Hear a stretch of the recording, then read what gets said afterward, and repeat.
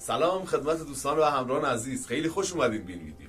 تو این ویدیو قراره بریم سراغ یه فایتی که سالهاست قرار شد انجام بشه و به دلایل مختلفی به تعویق افتاد. حتی دو مبارز با هم فیس تو فیس هم رفتن، ولی خب حالا به هر دلیلی که شد فایت انجام نشد. فایت بین علی یوسفی و روکی صدیقی. علی یوسفی که یکی از رکورددارترین فایت‌های حرفه‌ای تو ایران انجام داده، یکی از رکورددارای فایت حرفه‌ای تو ایران با 20 فایت حرفه‌ای، 12 پیروزی و 8 شکست، در مقابل روکی صدیقی با 8 پیروزی بدون شکست. علی یوسفی که خیلی از فایتاش رو خارج از ایران انجام داده و جز اولین کساییه که توی روسیه تو سازمان فایت نایت پیروزی آورد و برد آورد و حالا یه جورایی تابو شکنی کرد برای بقیه مبارزا. و روکی صدیقی که تمام فایتاشو تو ایران انجام داده و حالا سبک و استایل هر دو مبارز رو با هم دیگه تو این ویدیو مورد بررسی قرار میدیم که ببینیم هر دو مبارز چطور و به چه شکلی فایت میکنن. علی یوسفی یه فایتریه که خیلی علاقه داره حالت ایستاده فایت کنه، یعنی دوست داره فایت رو جوری پیش ببره، فایت های خودشو که ایستاده دوئل کنه و حالا جوری هم که رکوردش نشون میده 8 تا TKO تو حالت ایستاده یا KO نشون داده که واقعا توانایی داره که تو این حالت از خیلی از حریفاش برتری داشته. و در مقابل روکی صدیقی یه علاقه خاصی داره که فایت رو زمین ببره و روی زمین کار حریفاش، حالا چه با تکنیکای جوجیتسو یا چه با تکنیکای حالا گرند امپوندای خودش، آرنجای خطرناکی که میزنه اونجا فایت رو تموم کنه. حالا روکی مبارزیه که هرچی از زمان فایت بیشتر رد میشیم یه جورایی موتورش انگار تازه روشن میشه و قدرت تنفسی فوق العاده بالایی داره، یعنی یه جورایی راند 3 از راند 1 و 2 خیلی با صلابتر و پرقدرتتر فایت میکنه. در مقابل علی یوسفی حالا دلیلش سن باشه یا هر چیز دیگه ای، هرچی به پایان فایت نزدیکتر میشیم انرژی علی یوسفی افت میکنه و اون صلابت راند 1 یا 2 رو نداره. ولی خب علی یوسفی فوق العاده سریع و زهرداره، یه فرصت کوچیک لازم داره تا کار حریفش رو یکسره کنه، یعنی دستا و پای فوق العاده زهرداری داره.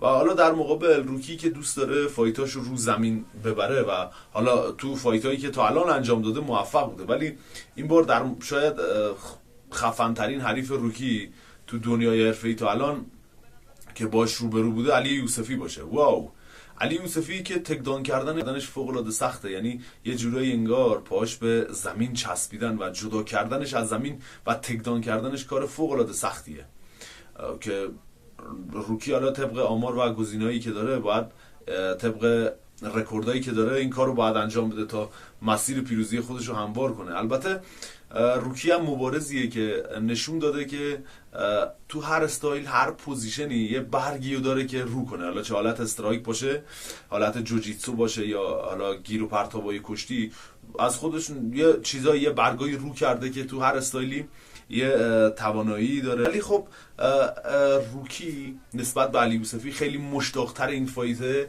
خیلی جاها تو ویدیوهای دیگه، حالا همین تو همین چنل خودم هم یه ویدیو گذاشتم، میتونید برید ببینید، یه گفتگو با روکی داشتم.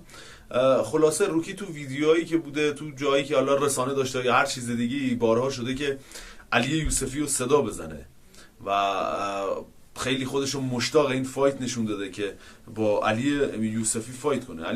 علی یوسفی هم که با سازمان‌های روسی قرارداد داشت، حالا نمیدونم قراردادش هنوزم پابرجا هست یا نه، ولی خب یه فایت فوق‌العاده انجام داد تو روسیه. حالا به دلیل مشکلاتی که پیش اومد، مشکلات پزشکی بود و فایت نیمه